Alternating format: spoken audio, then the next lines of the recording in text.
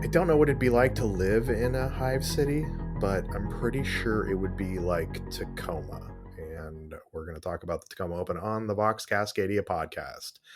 Welcome back, gentlemen. Connor, Tyler, how you doing, buddies? I'm doing real well. It was an exciting weekend. It was an exciting weekend. And to keep the excitement of the weekend going, I am going to have a nuke waste shot before we get started. Thank you again, Max, for bringing me this glowing bottle of green stuff that I'm actually drinking out of a shot glass this time instead of an airbrush. So it's quite the upgrade. That stuff was pretty good, all things considered. I couldn't complain about it, which was shocking. I mean, like, is anything better than an airbrush shot? I mean, the airbrush shots were, while they were good and fun and thematic, I messed up my first one because with an airbrush you got to cap the end, you pour it into the cup, but then I poured it back and it came out the back end and went down the side of my face. So my second shot though, I got it right. So also we need bigger cups because it's small, but I appreciate Zach bringing the airbrush. We finally did the airbrush shot and it was not as clean as he made it out to be once I got to the bottom of it. Apparently he'd been painting brown earlier in the week and didn't get that all cleaned out. I mean, it's just acrylic, right? It's not like I haven't eaten enough acrylic paint in my lifetime. It's when I get to the oils and some of the inks that it starts to get really bad. I mean, it's just acrylic ink too, I guess. So, how are you guys recovering from the tournament? That post tournament hangover we've talked about before, but it's a real deal. And I know I had to go straight back to work on Monday. What about you guys? Yeah, I was straight back into work. I think I pulled I don't know, like 16-hour day on Monday, and then got home about 2 a.m. and then crashed out most of today. Jeez, that is a rough recovery you had. I pretty much the same thing. Had work back on Monday, got home, and instantly went back to bed. But thankfully, picking up now. Yeah, I had to work, but I still worked on painting last night. We're trying to finish up my Brood Brothers since they were pretty much done, but most of them didn't have eyeballs. How many days on the hobby streak is that So now? the hobby streak, it is, I don't know, how many days is it since, like, I think it was January 30th, January 31st, 2021 is when it started. So we're coming on quite a while, over 3.5 years, something like that. Now I'm getting pretty liberal with the hobby streak because I counted Thursday. I counted driving to Nick's house in Port Orchard as part of the hobby streak, and then Friday, Saturday, Sunday playing Kill Team was part of the hobby streak. But I did get back into actually like working on stuff on Monday, and then after the podcast tonight, I'm gonna work on stuff a little bit more. I think that counts. Like, you're specifically traveling for the hobby, like in the most true sense, you are hobbying. Like, you were going, spending time out of your day to do something directly related. No, I think, and that's where I'm going with too. And also, it's my streak, so fuck off if you don't like it. No, I think that anything directly related to hobby and driving for 2.5 hours was enabling more hobby over the weekend. Yeah, that 100% counts. Like, it barely does, at least the driving part, but you're driving for a huge, giant Kill Team tournament. I think it's officially the biggest, GW event of the year. So that's definitely worth it. I guess it's actually the biggest U.S. event they've ever had has been the Tacoma Open this year, because they had, I think, over 400 Warhammer players. They had almost 90 Age of Sigmar players, and then over 90 Kill Team players. We were actually bigger than Age of Sigmar, even though they got their brand new shiny edition. Kill Team's the number 2 game for GW now. That's what I'm hearing. Suck it, Sigmar. We're the real cool second child, and we're the better game, even though I've never played you, so I can't definitively make a statement.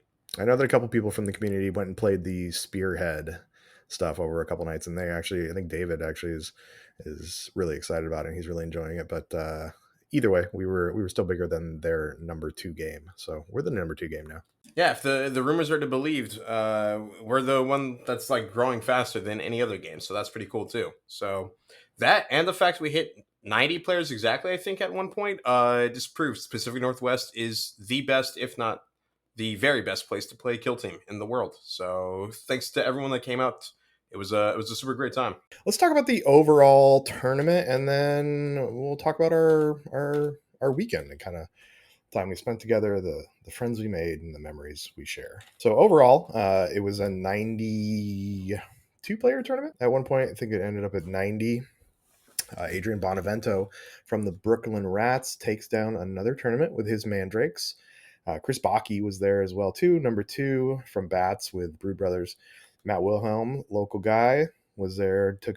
Took third place with his Commandos and a golden ticket, since Baki and Adrian both had one already. We had followed close by after that Jimmy Kelly with Wormblade, Josh with the Kid Kelly with Scout Squad, James Loomis with Scout, Chad with Corsairs, and our own Connor at 8th with Hunter Clade. So Connor had a 4-0 start, and day 2 didn't work out as well. We also had some great showings from other members of the Kill Team community, Kill Team Cascadia community. Brandon Bean was 9th. Cody Stewart was 10th. Chris Sharp was 11th. Emily was 12th. I was 13th. You had then Zach was 15th. Sean Ross was 16th. You then had Tyler down at 21st too. So most of besides the ringers from out of town who came in to mess with the Northwest, we had a lot of local players that placed really well. So I think we represented. What'd you guys think? Yeah, I think we did a good job. Like some of the people that came up here are literally some of the best players in the world. It could have been any one of them.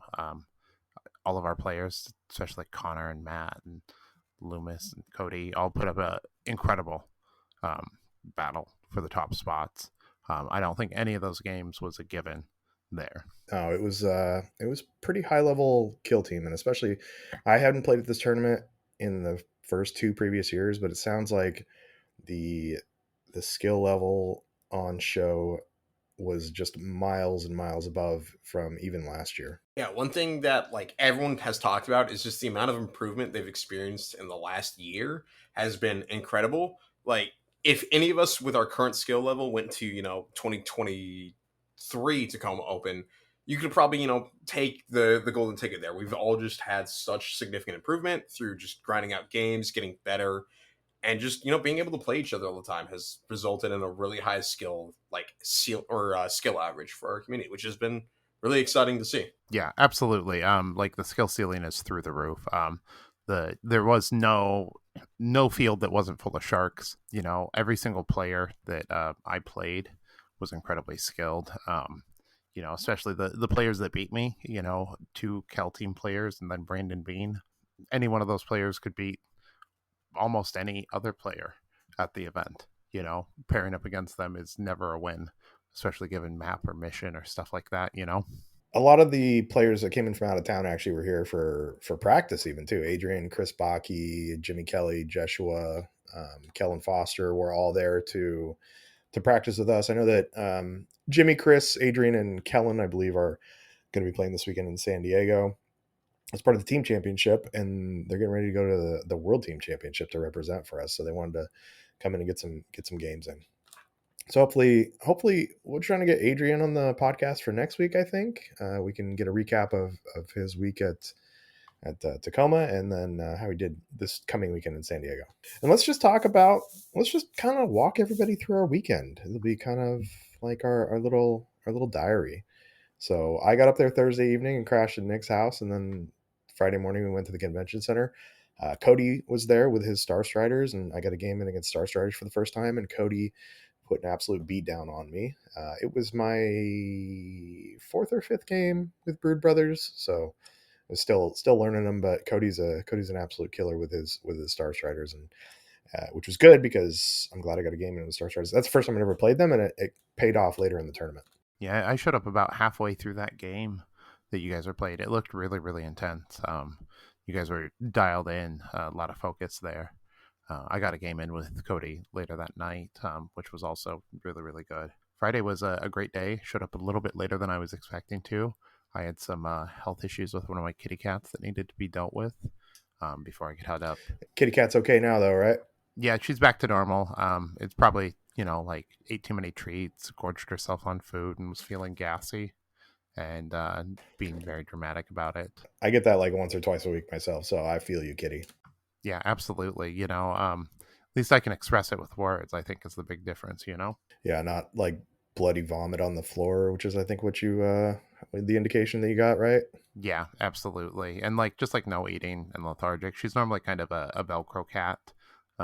At my side, will like run around and yell and play and stuff like that. And it was none of that. And so very, very atypical, especially for a cat. Like it's only like 6, 7 years old. Well, glad Cat's feeling better. So I know you were trying to come up on Thursday too, but got delayed taking care of the pets. So good news is Cat's fine. Yep, absolutely. So Connor, what time did you get there? You got there afternoon, right? Yeah, I think right as you were finishing up your game with Cody, around like 3 o'clock or so, I came up with Zaren, which was really fun. We just got to check out the convention space. We checked in with some of our local like game store people that were playing in the 40K tournament, so it was a really good time. Just got to walk around the convention, check out the maps. It was really just nice having the opportunity to walk around and see everyone and just kind of connect, because oftentimes at actual tournament day you don't have that time to just introduce yourself. Yeah, it was nice to just hang out. I walked through some of the 40K stuff, grabbed lunch with Nick. Nick was there to work on the hobby pass portion of it, where you basically they give you a miniature and then there's a giant table with a ton of GW sprues just laid out for you to clip and make a scene. And I think this year's theme was the vow, and everybody got a night to work with. So Nick spent most of the weekend working on that. Me, him, and Jeremy Spake went and grabbed lunch at I think it's Seven Seas Brewing down the street. So that was nice. And then and kind of hung out for a little bit longer. And then I believe it was Zach actually. It was Zach who organized the space that we went to for the Cats social, Tyler. yes, it was. Thank you so much, Zach, for that. Really just a neat space to go and hang out with everyone. It was kind of weird because so after like at about 6 o'clock, everybody convened at the space, and it wasn't like a restaurant or anything. It's just a space. You have a code to get into the building, and then there's just a door. There's not a sign or anything. And you walk in, and it's this dark room with like black walls and some furniture, and I'm like, oh, this is where Zach murders everyone. But he didn't murder anybody. I don't think he murdered anybody. At least I didn't count heads or anything. Yeah, no, I think we're murder free at this point. Yeah, and so we had Zarin was nice enough to arrange some pizza for everyone. We grabbed some beverages as well too. If you're listening and you haven't paid Zarin for pizza, make sure to send him some money because it was quite a hefty tab. But there was the weirdest couch you've ever seen. There was a pool table, and that's where we did the airbrush shots too. It was really neat, just like having a night to be able to hang out with the community, not focused on like games or anything, and just chat and a space away even from miniatures was super super cool. We need to do more of these, I think. Yeah, it was definitely just a great time because I was able to talk to everyone like that I know pretty well, through Kill Team. But it was interesting to just kind of have discussions with people that I've known for 2 or 3 years, but never really talked about life outside of Kill Team. So it was very fun to have that experience. And like we said, thank you, Zach, for sponsoring that. That was a great thing to do for us. Yeah, it was a really neat little space. It was in the bottom of this building. There was like a 60-foot like was a coal chute for an old furnace that used to be there, and it felt like the furnace was still on because it was so damn hot in there. My only complaint about that space is it felt like an actual furnace. For sure. That's Definitely needs some better ventilation or air conditioning or something. But at least we were only there for a few hours, hang out, get in for the night. It was that hot just because we're all that hot, Chuck. Kill Team players are, as we all know, the hottest people in the mini wargaming space. I mean, we're hotter than 40K players. Sorry, 40K players. Yeah, no, I mean, like, it is what it is. So And that is where Max brought the nuke waste, which was described as if vodka was the same color as Tesseract Glow hobby paint. It's that same color, and it comes from, I believe she said it comes from a bar. Is it the Submarine or something in Bremerton? Something like that. I don't remember the name. I'll have to DM her and ask so I can, tag it or something. But yeah, it's a local brewery to Bremerton. So she brought that bottle because she was absolutely incensed that Connor was going to send me to Paulsbo to go drink when the Submarine is right there in Bremerton. And I guess it's an old like Navy bar with a bunch of weird old submarine and naval pieces in it that they don't like to talk about. And so nuke waste is because everybody said that, there's a lot of like excess nuclear reactors in the area or something. So it was pretty good. So I've had 2 shots of nuke waste tonight. So we'll see how this podcast ends up going. But Zach was there with the airbrush because we talked about a while ago doing an airbrush shot, and we did not aerosol it. We just took it straight from the airbrush. There's a few pictures and videos out there somewhere. I don't know who has those though. We'll have to see if we can find those. I saw the one of Tyler. I haven't seen any of me yet. Yeah, I didn't see the video, just the photo of me taking it. Yeah, so thank you, Max, for hooking me up with that. I'm gonna continue to enjoy it this evening too. And Connor had a White Claw. Yes, White I girl did. wasted. I sure was. I had a single White Claw, and I was gone for the evening. Yes, he was. Connor was in rare form. Should have been recording that, but we didn't. But it was nice to hang out with the two of you on the weirdest couch ever. It was kind of like an H-shaped couch, if you can imagine. It's like a couch if you backed it up against another couch, and then the two backs combined. Yeah, it was a real weird couch, but it was nice to hang out. It was awesome to just hang out with the community and chat with people outside of Kill Team, because like after we have tournaments, we'll some people get together afterwards, but like half of us have to travel and half of us are just burnt out from the day, and so the whole socializing after you've been playing 10 hours of Kill Team is a big ask. So it was really nice to do the socializing before we played Kill Team when we still wanted to actually talk to each other. Yeah, absolutely. It is a lot better to do it before the event rather than after the event, in my opinion. Yeah, we'll have to see if we can do more of that. Like I've talked about in the past, the first KTC tournament I went to, there was a night of socializing / Kill Team before that. So we maybe have to see if we can work some more of those in. I think maybe this December, end of the year one, maybe we do something like that. Try to do a social night and then a play night, Yeah, no, I think that's I think we should definitely work that into the calendar. So let's talk about this year at Killscream, though. We're gonna have an interesting social night, wrestling. So we have a co-wrestling event going on at a nearby spot. So that should be fun and interesting. I mean, that's certainly socializing. Well, are you going to be wrestling, Tyler? I mean, I won't be wrestling. Maybe my alternate persona will be. Oh, okay, all right. So yeah, you'll have to see. Come out and see. So that was Friday evening. Super fun. We got to Connor rode back to us, and we got to listen to White Girl Wasted.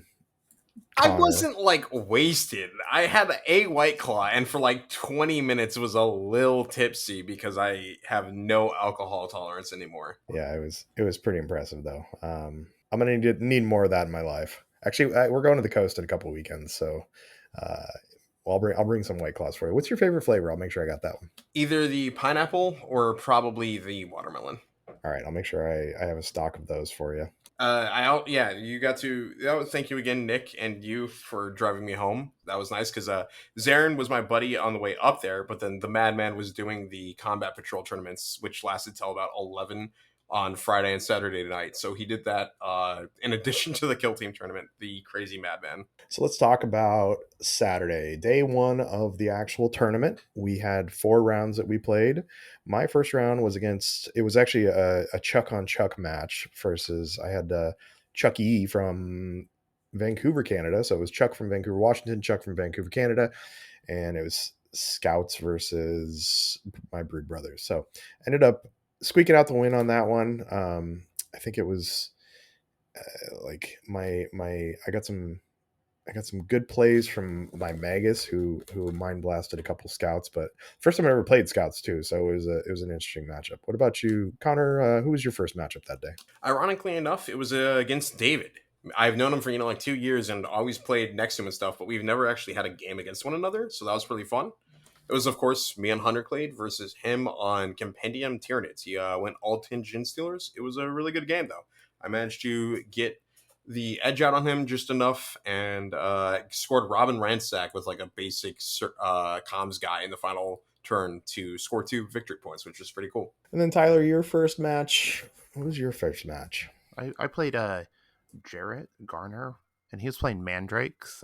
It's on Into the Dark, and he'd never played against novitiates before. I'd never played against Mandrakes, but I had a lot more reps in with novitiates, and yeah, just kind of it's not a very favorable match for novitiates, but I was able to kind of round a corner and pull up on a bunch of his guys with my flamer.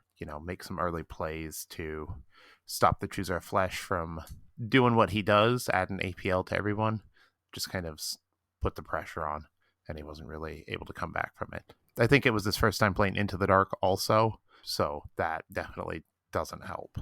That is some tough sledding, having to go against you, who you have a ton of reps on that, and you love Into the Dark, and I know how much you love that too. For him to first time against novitiates and first time on Into the Dark. Yeah, I mean, like, he was definitely feeling my wrath, my love for Into the Dark, expressed on him, and my dice were hot on top of it. I I shot his Chooser of Flesh with my Condemner, and I did 8 mortal wounds right away, so he was gone. That's a rough one. Now you were waffling up until even the night of if you were going to what team you were going to bring, because you were thinking you were talking Nemesis Claw, or you were talking Mm-hmm. Novies, or you were even going to bring back Legionaries. Yeah. Well, I didn't know I was playing up until Wednesday night. There was, there was some other stuff in the works that didn't work out for the tournament. So I ended up playing. I actually had to buy my ticket at the event on Friday from the store.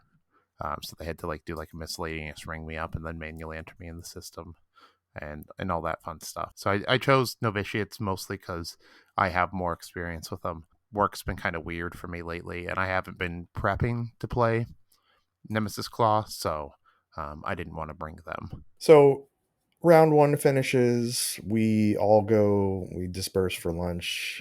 Tyler, me and Nick went down and had there was a power outage in A downtown Tacoma. power outage with air quotations on it. Yeah, Uh, like there's a strip of restaurants not too far from the convention center that we went to, and we're like, all right, we'll head down to this place, and it was closed, and the place next to it was closed, and the place next to it was closed. Like they all said they were going to be back like this past Monday or Sunday or something. Like they'd been a power outage for like a week or something. it was kind of weird because I saw power in them. Someone mentioned that they probably had their food spoil and couldn't get shipment until then or something.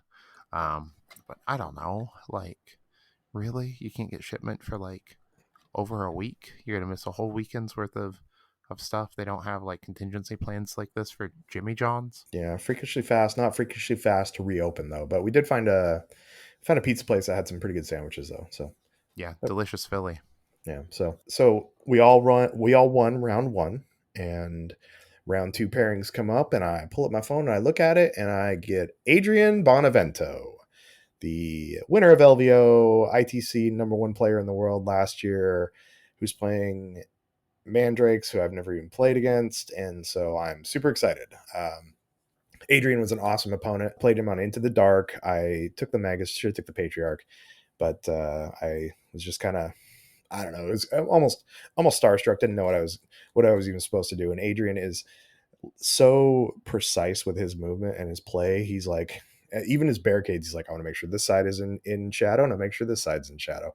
And he delivered a beatdown, and then we shook hands afterwards, and he was able to give me some information about it. So he was a great opponent. Nice. It's good that he's a good opponent. We got to meet Adrian on Friday, which was really fun, and discuss a little bit of Kill Team, but also just get to know the guy, which was great. I'm sorry you faced him round two because, like you said, he is probably the one of the best players in the world, if not the best. So unlucky draw of opponent round two. Yeah, but my thing was after Adrian beat me, I'm like, hey man, you got to go win the whole thing, so I can say that you had to go through me to win it, and he did. Yeah, I mean Chuck's the gatekeeper, right? I mean, yeah, when Fabi and Emily won their tournaments, they had to go through me to win their tournaments. So Brandon Bean had to go through me to win his tournament. I mean, it's just, I mean, I think being drawn against me is either a good sign because you're going to win, or maybe I might win. I need to fight you like round three next time we have a tournament. Then is what I'm learning, and hopefully beat you. Yeah, I hope you don't. So your round two though, Connor, was Eric Van. What did they bring? Yeah, they brought Jaegers. Eric was also, I think, part of that Vancouver kill team, Canada, Vancouver, that is, squad, which was really neat to see them. And I was very confused at first because when he said Vancouver, I thought he meant like Washington. I was like, how the hell are there this many players that we don't know that are in the KTC area? But no, I just forgot there was Vancouver in Canada. Yeah, there's two Vancouvers. There's cool Vancouver, Vancouver, Washington, and then there's Vancouver, Canada. Nice. But yeah, we fought. It was secure. All of us are playing the same game mode, so round two is secure and so on. But it was Jaegers on Into the Dark, which was pretty interesting. I've fought Jaegers so far a couple of times, always on Into the Dark, so I've yet to face them on Open, which is where I think I have the slight edge out on them. But was able to just get ahead. My Ruststalkers, despite all the damage resistance, have enough dice to just push through, and their dice or the melee of the Jaegers isn't scary enough that I have to be too concerned with it. And Tyler in round two went into Ezekiel Kelly from Kel Team. It was Yeah. Nemesis Claw versus Novies. Yep, absolutely. Not the best map for Novies versus Nemesis Claw. He had some really great plays. He had some good dice when he needed them. I had some okay dice. I think it was a favorable match for him from the get go, and just kind of he capitalized on it. Nemesis Claw is brutal, brutal, brutal. Zeke is a cool dude to play against. Always love chatting with him. So at this point, you've got Connor 2-0, Chuck and Tyler 1-1. So I got drawn into Bryce Nielsen from the Vancouver Kill Team area again, and Bryce had brought his Star Striders, which were amazingly painted. He's Bryce Cycle in the Discord. If you get a chance to look at them, they were like non-metallic metal, like amazing display board, and they got eaten by my Patriarch on Into the Dark. So while they looked amazing, I think I got pretty lucky and was able to run the Patriarch up one side and just eat some Rogue Traders for breakfast. So yeah, round three for me was up against Robert with his Brood Bros on Into the Dark. It was a pretty solid game.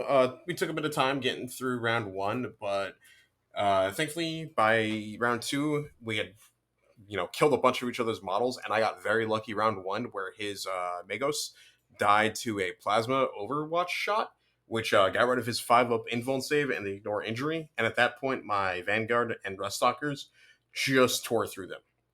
Because without that, they're essentially just guardsmen, but worse in every way.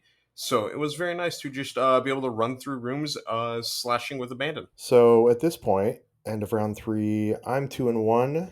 Connor is 3-0, and Tyler, you're 2-1 at this point too, right? yeah, that end of round three. Yeah, so I went up against Julian Sanchez. He's playing Commandos. He'd never experienced novitiates before.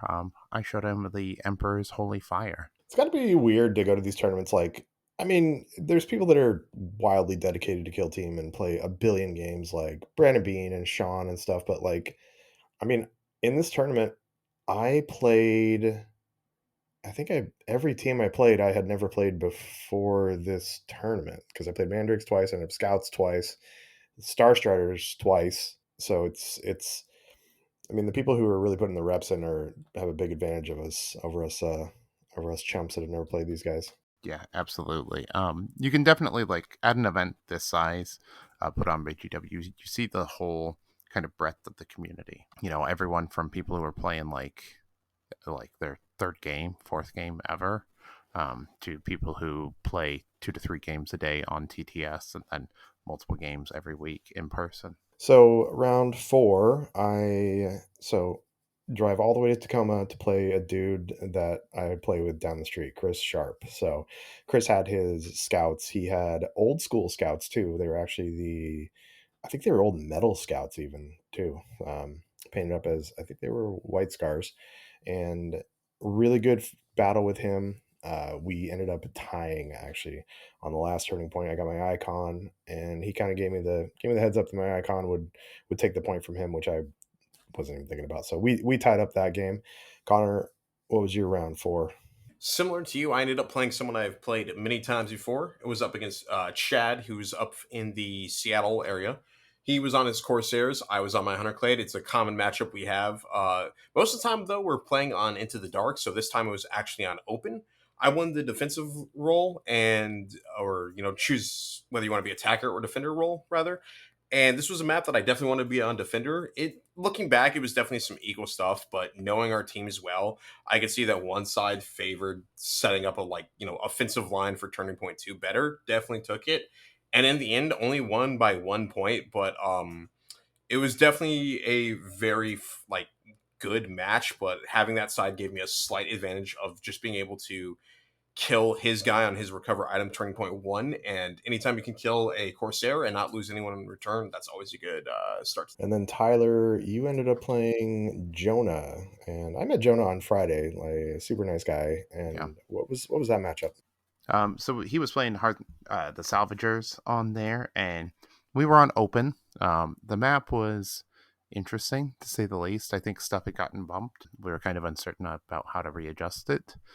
Since stuff like that at a large tournament's a bit touchy. I was able to deploy my Condemner up on Vantage and Conceal, and that's just very, very strong. So I was able to pick people off, and then novitiates are really good at not getting shot. So it was very bloody. Turning point 1. I think we both lost 3 people. He set up a blast early on because I couldn't get anyone really safe. Yeah, he wounded it. He killed my medic, I want to say, and wounded 2 others. And just kind of, it was very, very brutal early on, but my flamers lived, my leader lived, my condemner lived, and they just kind of picked apart the salvagers. It was pretty rough. I was able to push up the left side of the board really hard. So what do you think of them?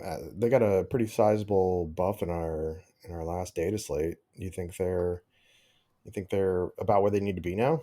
I didn't fight any of them, so I don't know. I was just shooting them. That buff doesn't really help them too much there. I guess most of their buff was in the punchy area. So, do you think they have the speed to get up the board to take advantage of that, or? I think that given maybe a different layout on the board, they could definitely take advantage of it. On this board, it's real difficult. So at this point, Connor's 3-0. Tyler's 3-1. I'm 2-1-1, and Connor makes it into the top 8.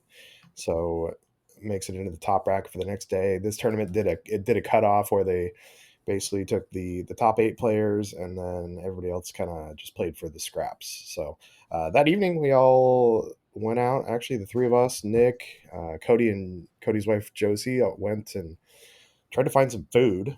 Yeah, everything was still closed for that power outage. And then the one place we picked, I think we were going to have sushi originally first, was not seating anybody by the time we actually got down there. So we walked all up and down Tacoma, which actually Tacoma is, I feel like Tacoma's better looking than I thought it would be.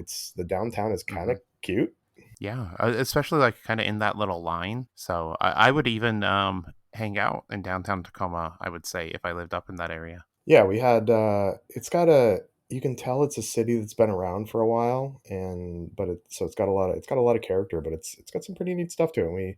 We found a nice little restaurant there. I can't remember what the name was. It like West 122, I think is what it was called, and pretty nice sit down dinner. The calamari was excellent. I think that was the highlight of that meal for me. The salad was solid. I got to see chicken Caesar.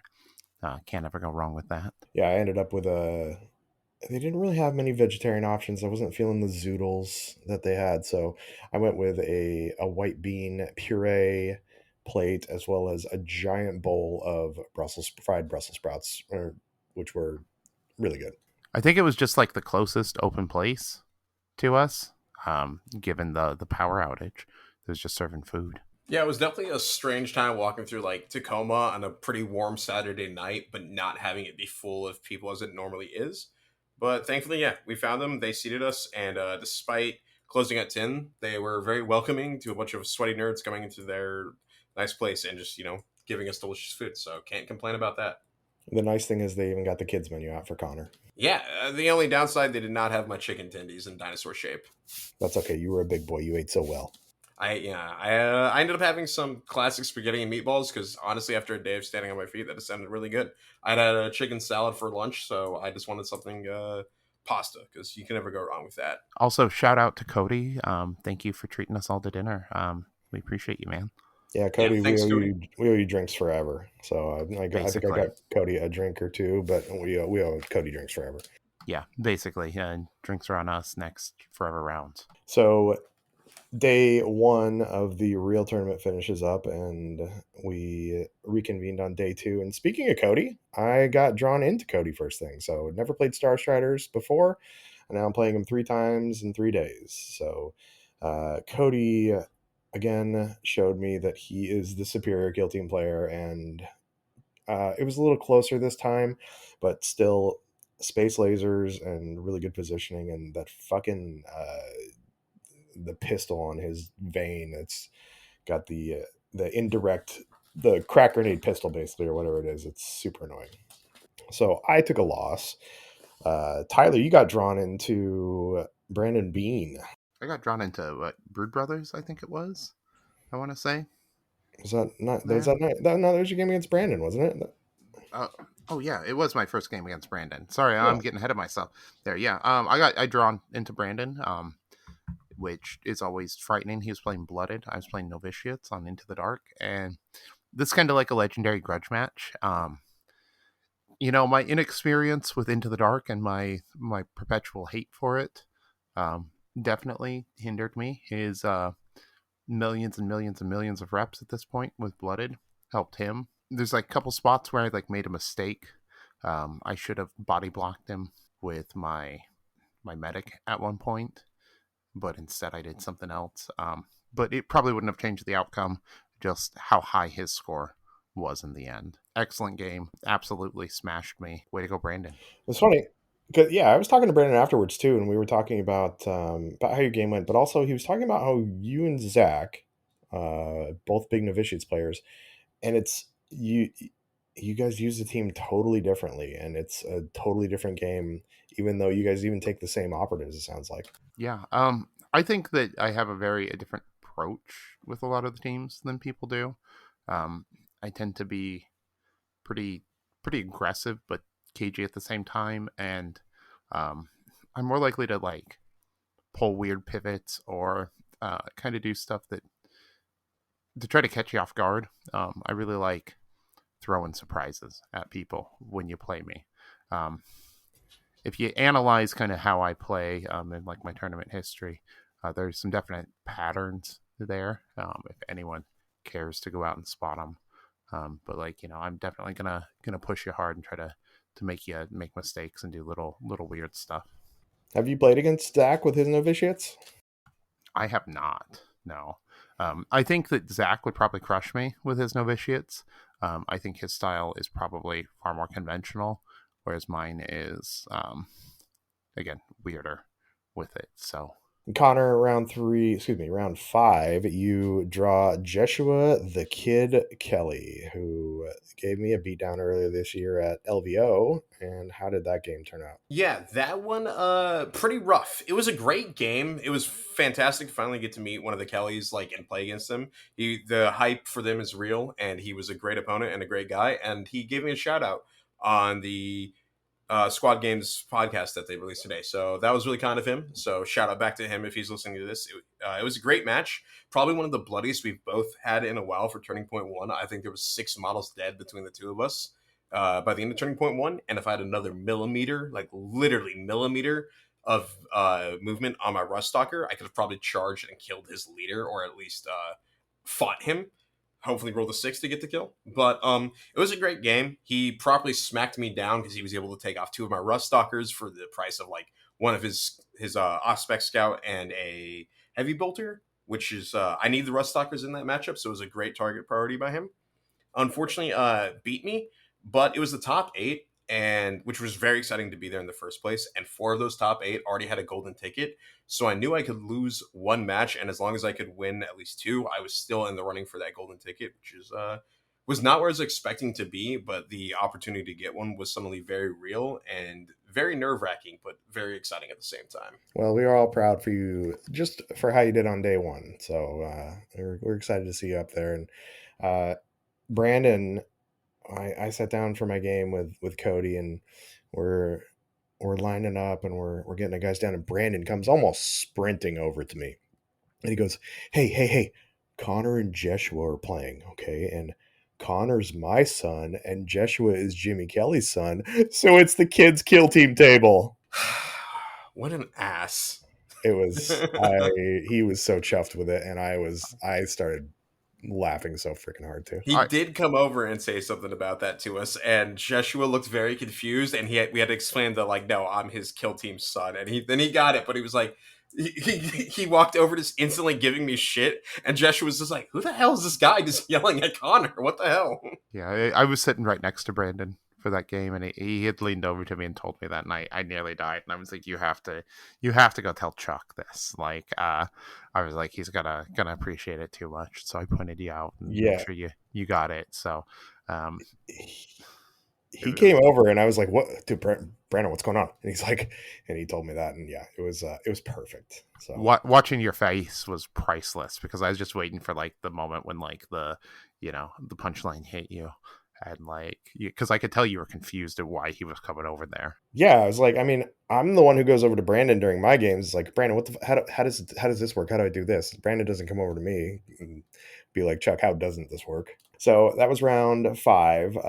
Round 6. So I actually went into Hunter, who is from the Portland area down here, and Hunter had his mandrakes, and those little night crawling bastards. I got revenge for my game against Adrian. I only pipped him by 1 point. I think he focused on the Patriarch too much, because the Patriarch's big and scary, but it goes down pretty quick. And it was, Patriarch kind of went up one flank and ate a few of his night elves. I kind of just, we actually, it's funny because we got to the end of round 3, both thinking it was the end of round 4. And then I went to write down my scores, and I was like, oh shit, was that round 3? And he's like, was it? And I'm like, yeah, it was. So we had another round to play. At that point, we only had like 3 models each, so it took like 2 minutes. But I beat him by 1 point, and so I do want to get a rematch with Hunter. He was a great opponent, and his mandrakes are amazingly painted too. It makes me want to, between playing him and Adrian, I want to get my mandrakes on the table and try them out, and I'm gonna have to step my painting game up on them too. Tyler, who'd you get in round 6? I got Robert in round 6. He was playing Brood Bros. It was pretty tough game, pretty bloody for him. He also didn't have a lot of experience into novitiates. By the end of turning point 2, I had made some pretty strong plays into him. I started off initiative on there. I was able to make like an early kill by moving my penitent up to the door with 3 APL and opening, and then hatch fighting, even though I was in conceal, because you can do that nasty trick there. And then with initiative, I was able to double charge in and kill not only his Primus, but another person with the penitent first activation, second turn. So that put like a pretty big damper on him. And then with Defenders of the Faith being so strong, especially into the dark, he wasn't really able to move into the rooms. I was able to like focus a lot of control on that game there. I feel like novitiates are tricky. If you've never played them, that the blinding aura, is that what it is not really a gotcha, because it happens. You just don't expect it, and after it hits you a couple times. Also, if you get that flamer running up the board that all of a sudden is just in your back line flaming stuff, they're a tough team if you never played them. Yeah, and like sometimes it can be like just 1 faith or 2 faith points, because they produce so much faith. One of the things, if you're not forcing them to use faith, they're going to build up a ton of it. Early round 2, if you don't push them round 1, they will have 12 faith.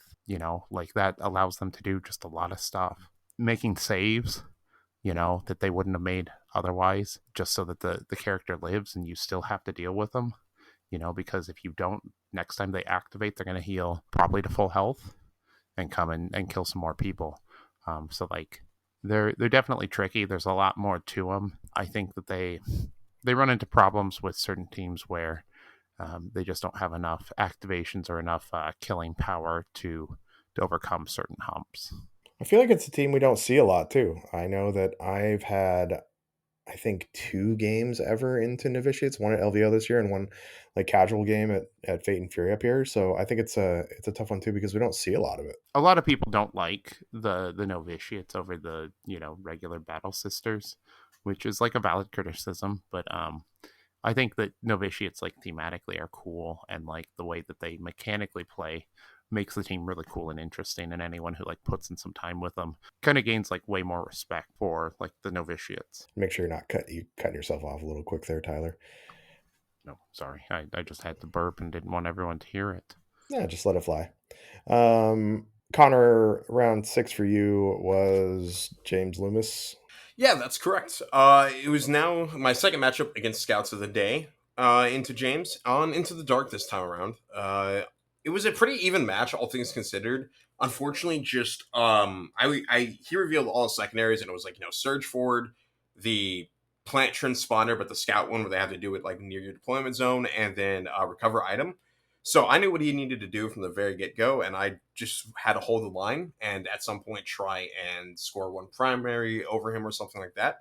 Unfortunately, the plan just did not come through. I took Headhunter into Scouts because oftentimes people will move their leader up, as well as if he's already one of the biggest targets on the board, because if you can take him out, they just become 9 2 APL models, and I can get a significant APL advantage through that.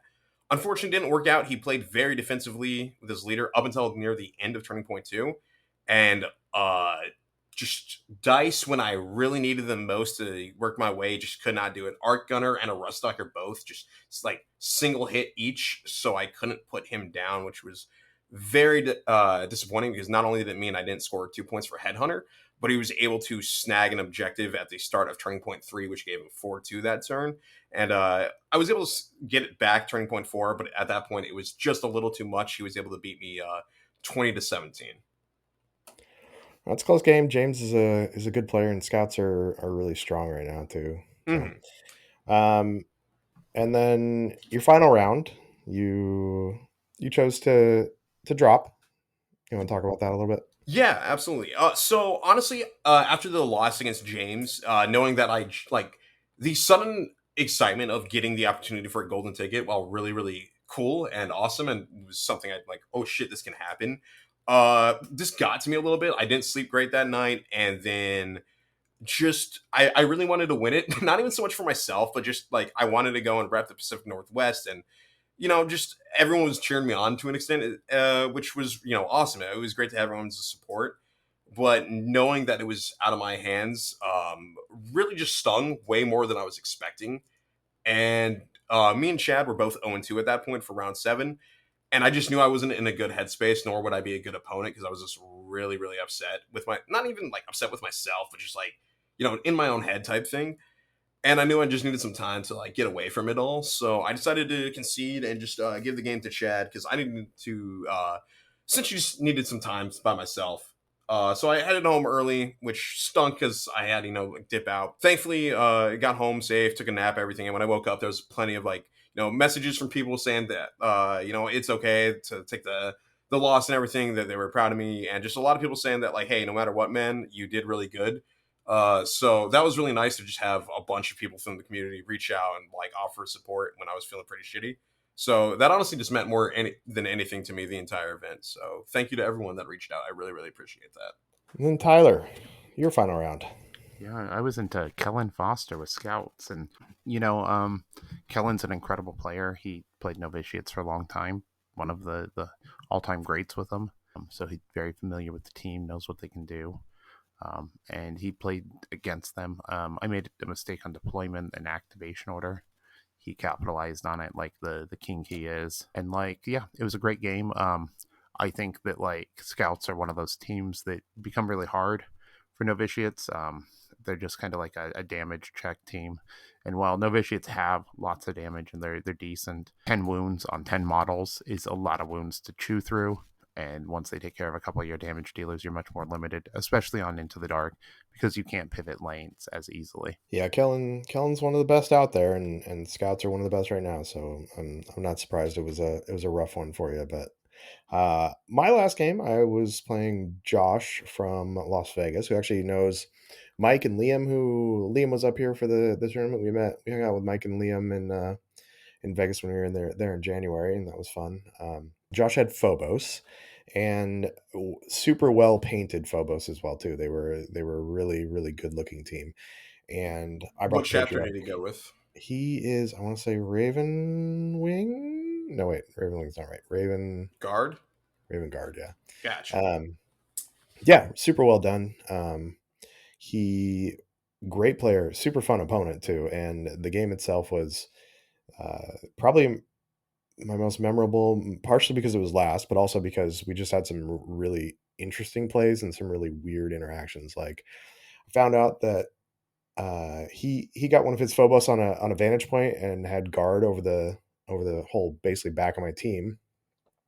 So I was trying to give him some shots to take because I had my icon on the back line and I was waiting for him to take out one of my guys and be able to activate them with my icon to shoot his guy down. Well, he never did that, and I found out that if he's got his track target on and one of my guys passes, that counts as an activation or an action, which means he can then be shot. So we had to bring Travis Chang over the TO to double check with it. And if had I kept my mouth shut, I would have neither of us would have known that it was that passing was actually an action that would trigger that track target. So he destroyed my icon with that. So that was kind of a bummer. But I got off a good sniper shot at the beginning to take one of his Phobos down to almost nothing, and then I had a couple of their fun plays. One of them was my Patriarch charged into one of his Marines, killed him. He took my Patriarch down to 1 hit point. I charged one of his other guys with my Patriarch, and who was on full health, charged him, mind controlled him, actually got the mind control off, made him shoot his own guy for like 7 damage, and then swiped him for 6 and then he died. So it was super fun because I tried the mind control one other time, I think, maybe, and it didn't go off, but actually getting the mind control off and making his own Phobos guy shoot his own guy was super fun. I also rolled 4 6s on a sniper shot and just deleted one of his Phobos with mortal wounds alone. So super fun game, really really good opponent, and I think he's coming up for Killstream as well too. So it'll be awesome to see him again.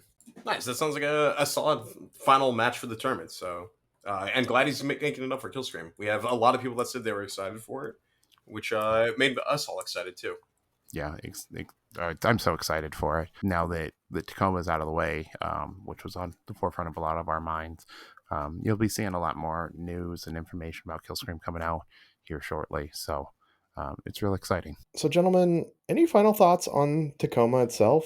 Me personally, I was a little anxious going into the weekend. Anybody who listens to the podcast knows that it took me a million years to actually pick a team. I didn't have many reps with that team, and I still did pretty good. I was excited, which probably tells me that the team is overpowered and needs to be nerfed. If I was able to go to a 4-2-1 record with them with very little practice, they're probably too powerful. You're not giving yourself enough credit here. You're a much better player than you talk, but they are probably a little overpowered. That being said, you gotta have faith in yourself, man. Come on. But no, I think it's fair that they might get a a touchdown. There's a few teams that might need that at the moment. Nah, Chuck, you did a great job, man. Nothing to scoff at. And hell, are you gonna be bringing them for Killstream 3 then, or who knows? I'm gonna bring them, and they're gonna sit there because I'm actually TOing. Ah, wow. Yeah, that makes sense. Shucks. The thing that I really took away is that we need more social nights. We need more get-togethers where we're all spending time doing stuff and getting to know each other on a personal level. Make this more than just wargaming. Yeah, I think that's a good takeaway. I got to talk to some people in the community that I've either chatted with before, like Chris Baki. I interviewed him previously. I met Adrian at LVO when I was sitting in the bar with you, Tyler, and he was coming by with his ITC trophy and said a lot of nice things. And I was pretty drunk that night, so he actually remembered me though. So I made an impression at least. Also got to talk to Jimmy Kelly for a little bit too, and he was nothing but complimentary of the Northwest. And if you go listen to Squad Games, you'll hear the same sentiment that he gave to me. He said that some of the nicest people around up here. So no matter what Connor says, I'm a nice person, I think. I never say otherwise, but yes, that was the main thing. Like I took away from a bunch of the out of towners was they were just like, yeah, it was such a great time. Everyone was super friendly. They had nothing but nice words to say, which honestly just means a lot to hear that, we as a community are apparently good people to play against and play with, which is, all you can ever hope for, really. Absolutely. I can't wait to see a lot of these people again at Killscream 3, CritCon. So it's going to be super cool. Well, we've got some Ask Vox Cascadia, but I think we're gonna put those on the back burner, and we'll answer those in some upcoming weeks. I think maybe soon we just do a full Ask Vox Cascadia podcast. We'll go through all A of it. mega episode. I think that sounds Yeah, like I've got some queued up from Adelaide, who's always amazing with her questions. I've got a couple from Greg too, so we'll get those going in the future. We could do it as a celebration. I just realized it right now, but we are now halfway through a year of this. This is episode 26, I think. So, well done to us. So Good job. we can do a little Absolutely. celebration soon for that or something. Maybe we'll do it for our 1 year anniversary or something. We'll sprinkle them in, but we're sitting on about an hour, and I'm sure we're all still kind of hungover from the tournament itself. So Yep. that Tyler's had some weird work, and it's also got some work to do on our website too. So Yep, I got to get grinding on that. So it should be real good. Pleasure talking with you gentlemen tonight. It's seeing you guys this weekend. Always incredible.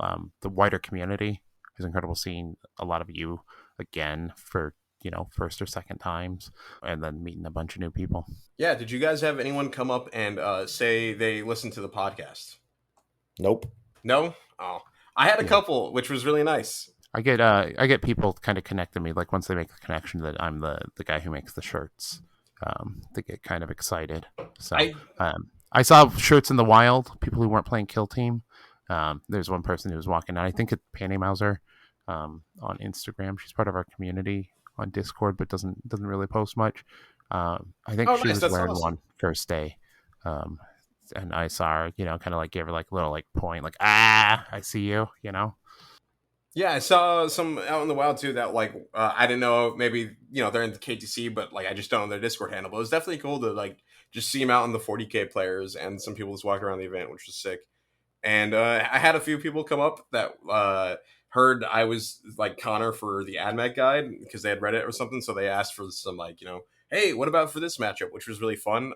So that's kind of neat to like know that people at least are listening to us and reading our content and like buying our merch. And it's like, as self-centered as this suddenly sounds, it's really cool to know that like, hey, some people care enough to listen and all that jazz. It feels good to have people tell you that they like what you're doing. So we appreciate all of you who listen to this and who take part in our events and buy our stuff and do any of the stuff, because it wouldn't be possible without all of you. And the places you can find and buy our stuff at dicethrower.bigcartel.com. Connor, did you get one of the Cats shirts? Yeah, of course I have a Cat shirt. I wore it the first day of the tournament. Nice. They were those are some thick shirts there, Tyler. Yeah. Quality. Last year lifetime. They're gonna last me 2 lifetimes. You got any new stuff coming out soon? You gonna restock? Yeah. So new design at the beginning of next month. Anyone who hasn't, who's placed an order for the last couple designs, those are still in production. The burn ones should finish up here in the next week and ship out shortly after that. And then All Our Bites Are Bastards shortly after that. So really exciting times. And then the Pride KTC one too? Yep, that's on the All Our Bites Are Bastards drop. So nice. And you're at Lowbrow Minis on Instagram as well. I'm at Painting Cave Minis on Instagram. Connor's at Spanaway everywhere. I forgot the name of our website. What's our website?